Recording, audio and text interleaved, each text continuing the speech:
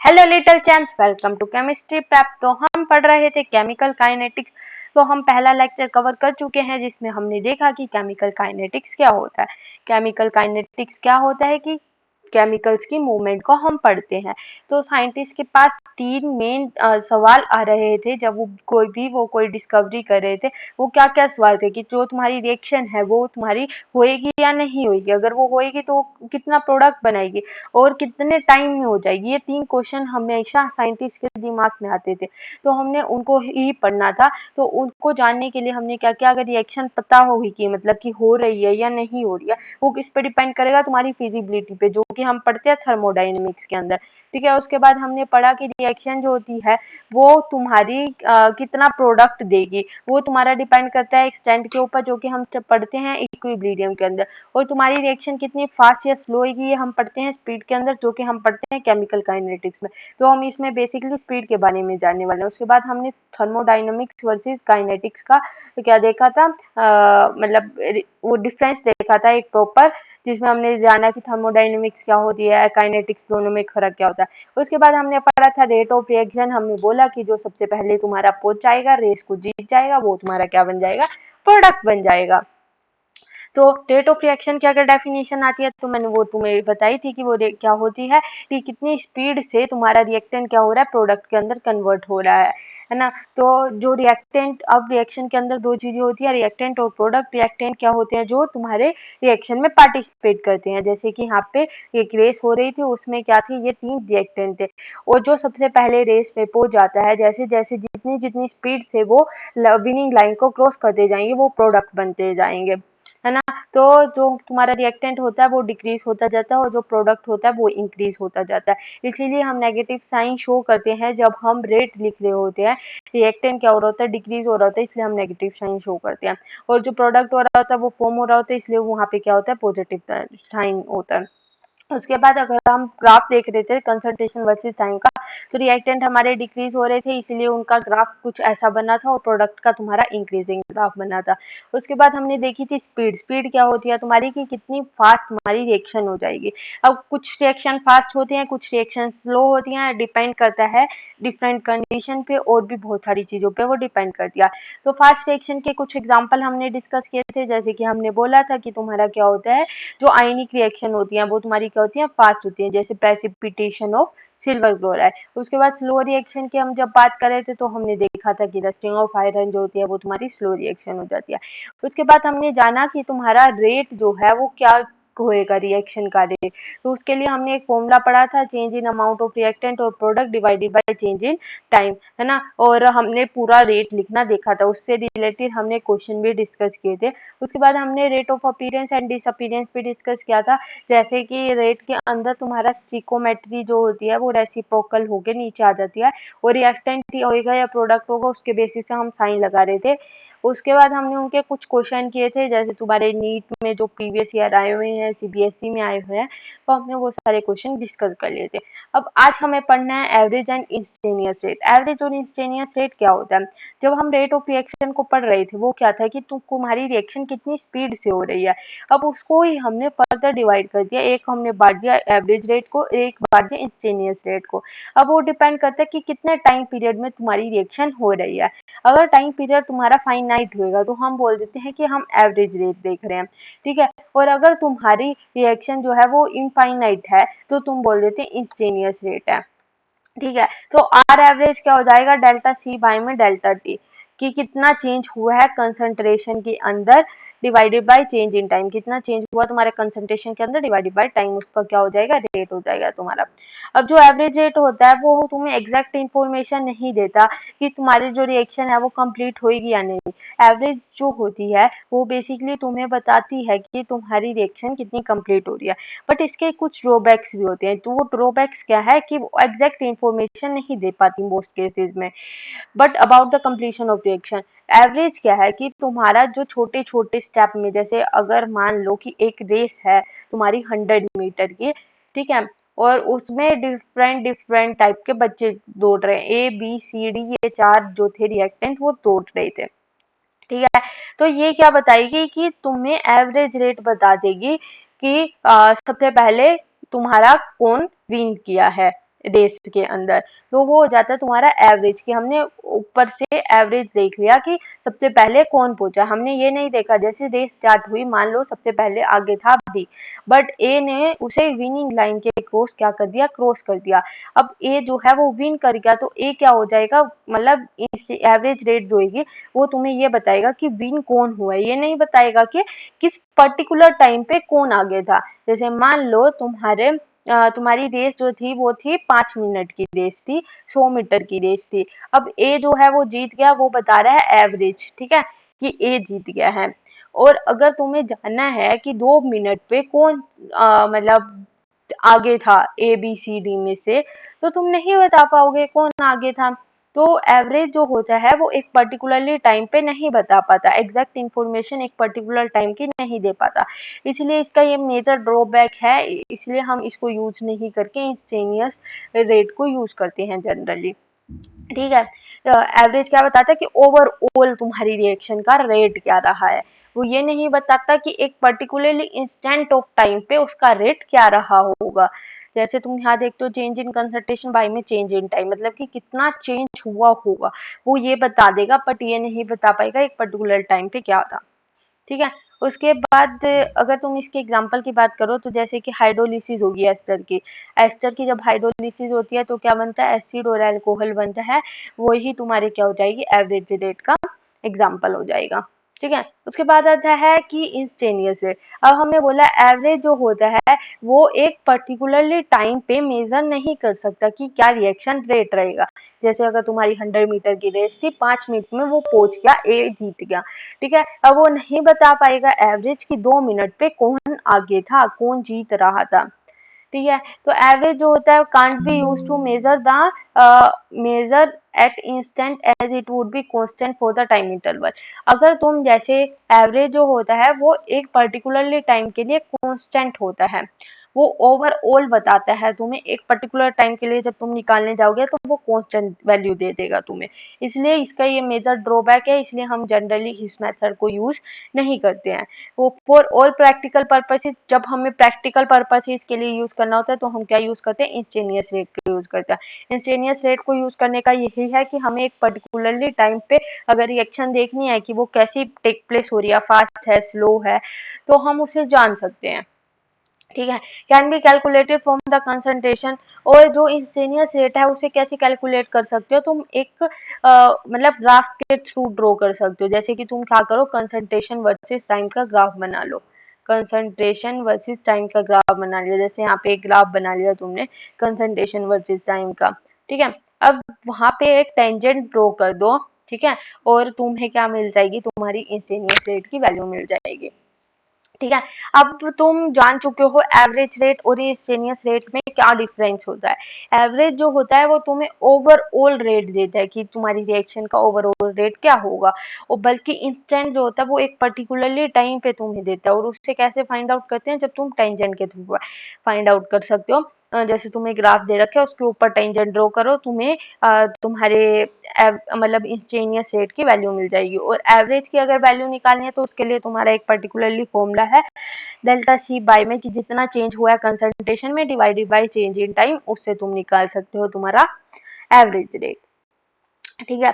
उसके बाद आती है बारी तुम्हारी यूनिट की, तुम्हारी यूनिट क्या होगी, रेट ऑफ रिएक्शन की। अभी रेट ऑफ रिएक्शन क्या होता है तुम्हारा, कि कितनी स्पीड से तुम्हारा रिएक्टेंट क्या हो रहा है, कन्वर्ट हो रहा है प्रोडक्ट के अंदर। तो रेट तुम देख चुके हो क्या होता है, कंसंट्रेशन अपॉन में टाइम। अब कंसंट्रेशन क्या होता है, ये तुम सॉल्यूशन के अंदर ऑलरेडी पढ़ के आए हो कि कंसंट्रेशन को एक्सप्रेस करने के बहुत सारे मेथड है, मोलैरिटी, मोलैलिटी। जनरली हम कंसंट्रेशन को किस में एक्सप्रेस करते हैं, मोलैरिटी के अंदर एक्सप्रेस करते हैं। तो इसकी जो यूनिट हो जाएगी वो क्या हो जाएगी, मोलैरिटी की यूनिट क्या होती थी, मोलैरिटी क्या होता था तुम्हारा बताओ, याद है ना, सॉल्यूशन अभी पढ़ा है तुमने, याद होना चाहिए। तो बताओ मोलैरिटी की यूनिट क्या होती थी, सोच लो, फॉर्मूला ही बता दो, चलो कमेंट सेक्शन में लिखो। मोलैरिटी क्या होती है, number of moles of solute by में volume of solvent, very good, volume of solvent. अब number of moles of solute की यूनिट क्या होती थी, नंबर ऑफ मोल्स की क्या होती थी, मोल, है ना। और तुम्हारी इसकी क्या होती थी, वॉल्यूम की लीटर इनवर्स। तो मोल लीटर इनवर्स तुम्हारी क्या होगी, मोलैरिटी की यूनिट होगी। ठीक है, कंसंट्रेशन की यूनिट क्या होगी, मोल लीटर इनवर्स होगी तुम्हारी। ठीक है, और टाइम की क्या हो जाएगी, टाइम किस में मेजर करते हो, या तो सेकंड में, या फिर हार में, या फिर मिनट में। जनरली एसआई यूनिट के अकॉर्डिंग सेकंड में मेजर किया जाता है टाइम को, है ना। तो इसकी यूनिट क्या हो जाएगी, mole litre inverse second inverse. ये तुम्हारी क्या होगी, तुम्हारी बेसिकली यूनिट हो गई है किसकी, मतलब कि रेट ऑफ रिएक्शन की यूनिट हो गया। अब ये तो थी तुम्हारी कंसंट्रेशन के टर्म्स में, बट अगर तुम्हें पार्शियल प्रेशर दे रखा हो तो क्या होगी तुम्हारी यूनिट, तुम्हारी यूनिट क्या हो जाएगी, newton metre square divided by second. मतलब कि जो तुम्हारी कंसंट्रेशन है उसे किस में मेजर कर दोगे तुम, एक्टिव मास की टर्म्स में, और उसकी यूनिट क्या होती है, न्यूटन मीटर इनवर्स। ठीक है, न्यूटन मीटर स्क्वायर इनवर्स हो जाती है तुम्हारी यूनिट। तो ये चीज तुम्हें याद रखनी है, ऐसा क्वेश्चन आता है बोर्ड में, define what is the unit of rate of reaction. और जब तुम्हें ऐसे क्वेश्चन भी दे रखे होंगे तो मान लो तुमने यूनिट नहीं लिखी तो तुम्हारे 2-3 नंबर यहाँ से कट जाएंगे बेसिकली। उसके बाद आता है तुम्हारा फैक्टर, जो कि अफेक्ट करते हैं रेट ऑफ रिएक्शन को। अब कौन कौन से फैक्टर हैं जो रेट ऑफ रिएक्शन को अफेक्ट करेंगे। अब रेट ऑफ रिएक्शन क्या होता था कि कितनी स्पीड से रिएक्टेंट कन्वर्ट हो रहा है प्रोडक्ट के अंदर। तो सोचो कौन कौन से फैक्टर हो सकते हैं तुम्हारे, सोचो। टेम्परेचर हो सकता है, प्रेशर हो सकता है ना, और कैटेलिस्ट हो सकता है तुम्हारा, और कंसंट्रेशन जो तुम रिएक्टेंट की ले रहे हो वो हो सकती है, उसका नेचर हो सकता है। तो यही सारे कुछ फैक्टर्स हैं जिनको हम डिस्कस करने वाले हैं। तो कौन कौन से फैक्टर हो सकते हैं, जैसे मोलिकुलर ओरिएंटेशन हो सकती है, टेम्परेचर हो सकता है, कैटालिसिस हो सकती है, सरफेस एरिया हो सकता है, कंसंट्रेशन हो सकता है, प्रेशर हो सकता है, और तुम्हारा रिएक्टेंट का स्टेट हो सकता है।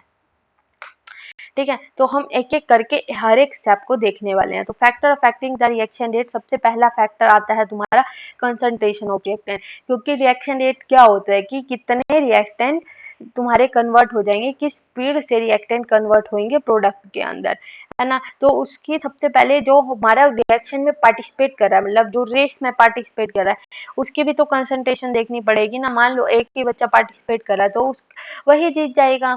तो कितने कंसंट्रेशन तुम्हारी है, मतलब कि कितने जने पार्टिसिपेट कर रहे हैं, तो वो होता है कि तुम्हारा फैक्टर जो अफेक्ट करेगा। अब वो कैसे अफेक्ट करेगा, जैसे कि तुम कोलिजन थ्योरी आगे पढ़ने वाले हो, उसमें क्या पढ़ोगे तुम, जब कोलिजन थ्योरी पढ़ोगे तो तुम्हें पता चलेगा जो रिएक्शन मॉलिक्यूल होते हैं वो एक दूसरे से कोलाइड होते हैं। जब वो कोलाइड होते हैं तो वो प्रोडक्ट बना लेते हैं। ठीक है, अगर जब कंसंट्रेशन ऑफ रिएक्टेंट इंक्रीज हो जाएगी तो क्या होएगा, तो कोलाइडिंग पार्टिकल्स भी क्या होंगे, इंक्रीज होंगे, और रेट ऑफ रिएक्शन बढ़ जाएगी। मतलब कि इसको ऐसे समझो कि एक क्लास है, ठीक है, उसमें कितने 20 बच्चों की जगह है, और आ गए तुम्हारे 30 स्टूडेंट्स। अब 30 स्टूडेंट होंगे तो वो आपस में क्या होएगी, लड़ाई होएगी। लड़ाई होएगी तो कोलिजन होगा, आपस में झगड़ा हो रहा है। अब जितने ज्यादा झगड़ा होएगा, जितने ज्यादा कोलोइडिंग पार्टिकल्स होंगे, तो उतनी ज्यादा ही तो मतलब लड़ाई होएगी ना। ना तो उसको ही बोला है कि जितने ज्यादा कोलोइडिंग पार्टिकल्स होंगे आपस में कोलाइड करेंगे, उतनी ज्यादा तुम्हारी क्या हो जाएगी, रेट ऑफ रिएक्शन हो जाएगी। जैसे कि अब रेट ऑफ रिएक्शन बेसिकली होती क्या है कि कितनी स्पीड से तुम्हारे रिएक्टेंट मॉलिक्यूल कन्वर्ट होंगे प्रोडक्ट के अंदर। अब जितने ज्यादा आपस में लड़ाई झगड़ा करोगे तुम, जैसे तुम्हारी क्लास में 20 जने की जगह थी बट तुम्हारी क्लास में घुसा दिए 30 बच्चे। अब 30 बच्चे घुसाने पे जब वो आपस में लड़ाई झगड़ा करने लगेंगे कि ये मेरी सीट है, ये मेरी सीट है, आपस में लड़ेंगे, तो क्या होगा, जितना ज्यादा तुम आपस में लड़ोगे झगड़ा करोगे तो टीचर भी परेशान हो जाएगी। वो क्या करेगी, बाकी के 10 बच्चों को दूसरे सेक्शन में शिफ्ट कर देगी। तो क्या होगा, तुम सारे इजी हो जाओगे। तो उतनी जितने तुम मतलब आपस में लड़ाई झगड़ा करोगे उतना जल्दी एक्शन लिया जाएगा तुम्हारा। ठीक है, तो जितने कोलोइडिंग पार्टिकल्स आपस में टकराते रहेंगे उतनी ही तो उनकी रेट ऑफ रिएक्शन होगी ना। ठीक है, उसके बाद आता है नेचर ऑफ रिएक्टेंट। अब हमने देखा कि कितने रिएक्टेंट पार्टिसिपेट कर रहे थे। उसके बाद हमें ये भी तो पता होना चाहिए कि जो हमारे रिएक्टेंट पार्टिसिपेट कर रहे हैं उनका नेचर क्या है, वो सॉलिड है, लिक्विड है, गैस है, या फिर उनका कोई और ही नेचर है, तो वो हमें जानना है। तो नेचर ऑफ रिएक्टेंट पे भी तुम्हारी रेट ऑफ रिएक्शन डिपेंड करती है। अगर reaction rate also depend on the type of substance that are reacting, वो उस पर भी डिपेंड करता है कि कौन सा सब्सटेंस रिएक्ट कर रहा है। अगर हम एसिड बेस रिएक्शन की बात करें तो salt formation and ion exchange they mostly occur fast reaction, जैसे कि हम स्टार्टिंग में भी पढ़ चुके हैं। फास्ट रिएक्शन कौन शो करता है? तुम्हारी आयनिक रिएक्शन जो शो होती है, जैसे कि तुम्हारी NaCl के साथ हमने वाटर की रिएक्शन कराई थी, वो क्या थी? जनरली फास्ट रिएक्शन होती है। या फिर तुम वो देख लो प्रेसिपिटेशन ऑफ, जब हम सोडियम क्लोराइड को सिल्वर नाइट्रेट के साथ रिएक्ट कर रहे थे तो अभी क्या थी? वो तुम्हारी रिएक्शन फास्ट हो रही थी। तो acid base reaction, salt formation, ion exchange, ये सारी क्या होती है? फास्ट रिएक्शन होती है। जैसे कि अगर तुम यहाँ पे देखो तो हमने क्या किया? सोल्ट को हमने जनरली हीट किया तो ये क्या होगी? बहुत फास्ट रिएक्शन होगी। मैग्नीशियम रिबन को जब तुम ऑक्सीजन के कॉन्टेक्ट में लाते हो वो भी क्या होती है? फास्ट रिएक्शन होती है। सोडियम इन वाटर, जैसे एक छोटा सा मॉलिक्यूल ले लो तुम सोडियम का, उसे पानी के अंदर फेंको, ठीक है, वो इतनी विगरस रिएक्शन होती है ना, मतलब बहुत ज्यादा विगरस रिएक्शन होती है वो। हल्का सा भी सोडियम को पानी के कांटेक्ट में नहीं आने देते वरना वो ब्लास्ट हो जाता है। इसीलिए जो सोडियम होता है, तुम जनरली पढ़ते भी हो अपने ब्लॉक केमिस्ट्री के अंदर, कि सोडियम जो होता है उसे कैरोसिन बोतल के अंदर रखा जाता है, उसे एयर के कांटेक्ट में बिल्कुल नहीं आने देते हैं। चाहे तुम अपने फोन में सर्च कर लेना sodium on reacting with water, तुम्हें बहुत सारी वीडियोस मिल जाएंगी, एक्सपेरिमेंट कराती हुई, जिसमें बहुत विगरस रिएक्शन हो जाती है, एकदम इंस्टेंटेनियस रिएक्शन हो जाती है। तो ये सारी जो होती है ये फास्ट रिएक्शन के अंदर आती है। उसके बाद आता है तुम्हारा मेन पॉइंट, टेम्परेचर। ये टेम्परेचर कैसे अफेक्ट करेगा? जैसे तुमने टेम्परेचर इंक्रीज किया तो जो कोलिडिंग पार्टिकल्स हैं वो आपस में क्या करने लगेंगे? ज्यादा कोलाइड करने लगेंगे और रिएक्शन का रेट भी बढ़ जाएगा। कैसे बढ़ेगा? अब ये देखो, जैसे हम पिछली सॉल्यूशन के क्लास में हम हमेशा चाय का एग्जांपल डिस्कस करते थे, तो हम इसमें भी क्या करेंगे? चाय का एग्जांपल डिस्कस करेंगे। इसमें हमने क्या बोला कि नीचे से हमने आग लगा रखी है, ठीक है। जैसे हमने क्या किया कि हमने सबसे पहले बर्तन ले लिया एक, उसके अंदर हमने पानी भर लिया, ठीक है। जब हमने बर्तन लिया उसके अंदर पानी भर लिया और नीचे से क्या लगा दी? आग लगा दी। तो हम देखते हैं क्या होता है, तुम्हारे जो पार्टिकल्स हैं, जैसे मान लो तुम्हारी सीट के नीचे कोई आग लगा दे तो तुम एकदम से उड़ के जाओगे कि बहुत गरम गरम सा लग रहा है ना। तो जो नीचे पार्टिकल्स हैं, जैसे पानी के अंदर भी पार्टिकल्स होंगे बहुत सारे, याद बनाते हैं हम, जैसे पानी के अंदर भी पार्टिकल्स है, नीचे से तुम्हारी आग लग रही है, तो क्या होगा? हीट होगी। जब हीट होगी तो कोलोइडिंग पार्टिकल्स क्या होंगे? ऊपर की तरफ चले जाएंगे। जब वो ऊपर की तरफ जाएंगे तो क्या होगा? मतलब कि वो बहुत तेजी से इधर उधर भागने लग जाएंगे। जैसे ही मान लो कि तुम्हारी क्लास में आग लग जाए तो सारे बच्चों में हल्ला मच जाएगा, इधर उधर सारे भागने लगेंगे।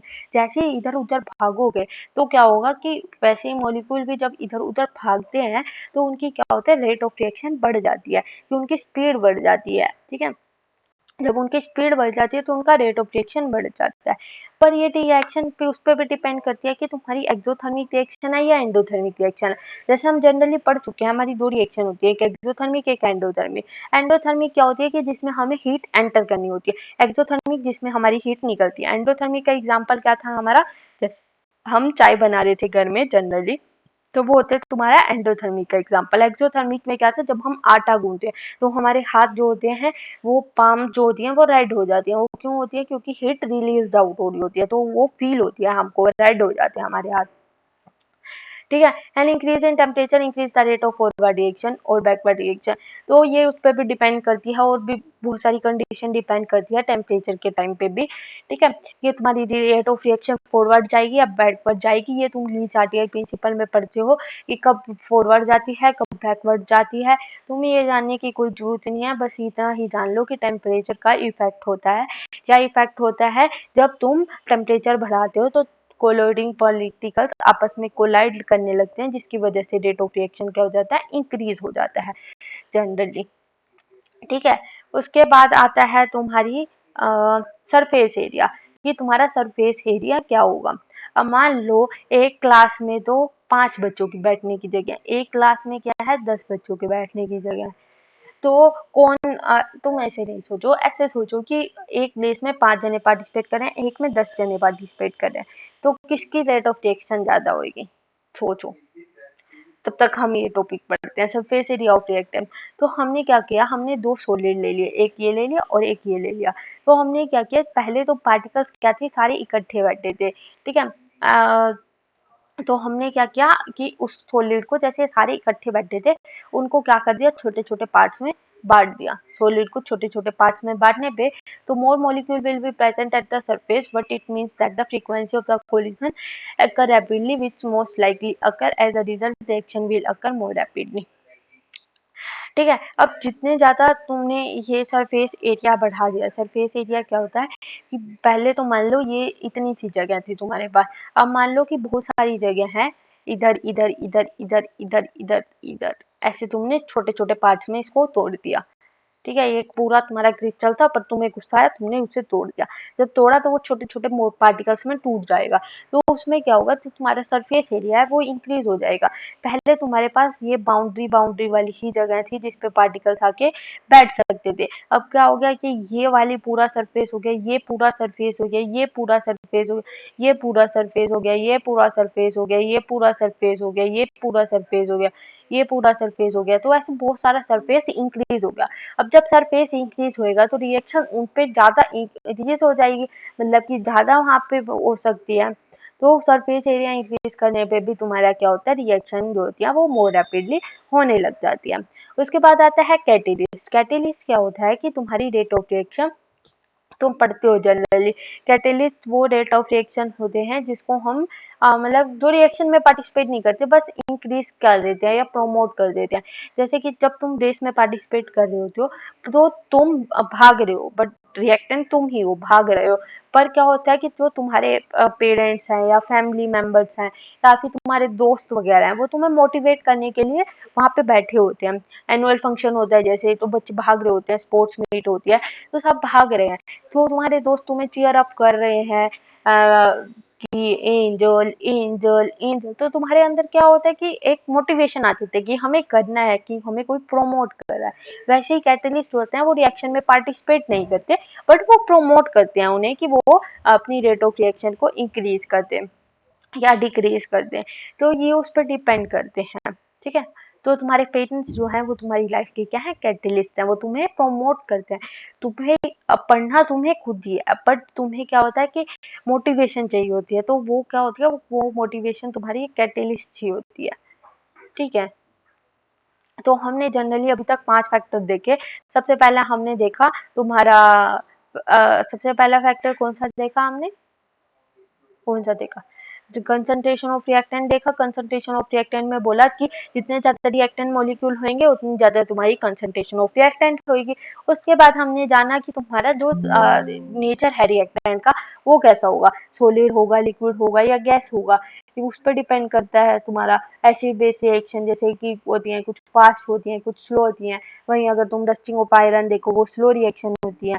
ठीक है, उसके बाद टेम्परेचर देखा, जितना ज्यादा टेम्परेचर होगा उतनी ज्यादा क्या होगी, रिएक्शन तुम्हारी फास्ट होगी। वो क्यों होगी, क्योंकि कोलोइडिंग पार्टिकल्स इंक्रीज हो जाएंगे। जैसे ही तुमने हीट कर दिया तो आपस में मोलिक्यूल्स जो है वो टकराने लग जाएंगे, जैसे ही वो टकराएंगे तो स्पीड क्या होगी, बढ़ जाएगी, स्पीड बढ़ जाएगी तो रेट ऑफ रिएक्शन बढ़ जाएगी। तो टेम्परेचर बढ़ाने से क्या हुआ, रेट ऑफ रिएक्शन बढ़ गए। जैसे ही तुम्हारे पास कोई भी क्वेश्चन आए तो तुम्हें यह सोचना है कि उसका इफेक्ट क्या हो सकता है। ठीक है, अब जैसे तुम्हारे हाथ से क्वेश्चन बन सकता है, what is the factor that affect the rate of reaction. ये हमेशा बोर्ड के अंदर 2 मार्क्स के अंदर क्वेश्चन आता है। ठीक है, उसके बाद आता है सरफेस एरिया ऑफ रिएक्शन। जैसे ही तुम्हारे पास एक प्रॉपर सॉलिड था, तुमने क्या किया, उसे छोटे छोटे पीसेस में तोड़ दिया। जैसे तुम्हारे पास एक कांच का पीस था, उस पर तुमने क्या किया, अब कांच के पीसेस पे तुम एक एक बॉल को लगाए जा रहे थे, है ना। तो ठीक है, एक कांच का पीस था, ठीक है, उसके बाहर के सरफेस पे तुम लगा सकते थे, अंदर तो क्योंकि ऑक्यूपाई है, तुमने क्या किया, उसे तोड़ दिया, तो उसका सरफेस एरिया क्या हो गया, इंक्रीज हो गया। ठीक है, तुम ऐसे करना कि एक पेपर लेना, उसे ना छोटे छोटे पीसेस में काट देना, मतलब फाड़ के छोटे छोटे पीसेस कर देना।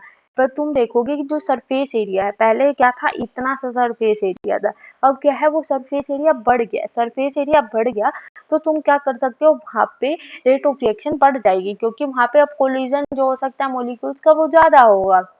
ठीक है, अब और कैटेलिस्ट, जैसे कि कैटेलिस्ट क्या होता है कि वो जो तुम्हें प्रमोट करते हैं बट रिएक्शन में पार्टिसिपेट नहीं करते हैं। जैसे कि अगर तुम यहाँ पे एक ग्राफ देखो, मैंने पोटेंशियल एनर्जी वर्सेस टाइम का ग्राफ बनाया है, तो इसमें भी मैंने किया रिएक्टेंट जो हो रहे हैं वो प्रोडक्ट में कन्वर्ट हो रहे हैं, ठीक है। अब जो तुम ऊपर वाला स्टेप देख रहे हो वो क्या है, एक्टिव कैटेलाइज है। कैटेलाइज क्या होता है, जो कि इंक्रीज कर देता है तुम्हारी रेट ऑफ रिएक्शन को, बट वो क्या होता है, रिएक्शन में पार्टिसिपेट नहीं करता। जैसे कि हमने क्या बोला कि तुम्हारे पेरेंट्स हो गए जो तुम्हें मोटिवेट करते हैं, ठीक है, और वो रिएक्शन में पार्टिसिपेट नहीं करते। मेरे लिए कैटलिस्ट तुम सब बच्चे हो, क्योंकि तुम मुझे प्रमोट करते हो कि हाँ दीदी आप कर सकते हो, आप पढ़ा सकते हो, अच्छा पढ़ा सकते हो। तो तुम सारे कैटलिस्ट हो यार मेरे, ठीक है।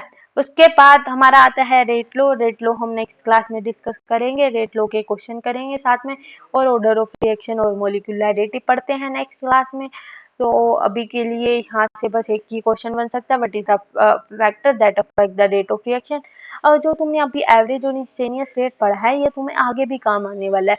जब तुम zero order first order reaction पढ़ोगे ना, तो तुम्हें वहाँ पे ये चीज काम आएगी। आई नो तुम्हें इतना क्लियरली समझ नहीं आया होगा, बट इतना जाने की कोई जरूरत नहीं है। जब हम पढ़ेंगे ना जीरो ऑर्डर और फर्स्ट ऑर्डर, तो तुम्हें क्लियर हो जाएगा कि बस इतना ही जानने की जरूरत है कि एवरेज क्या होता है और इंस्टेंटेनियस क्या होता है, ठीक है।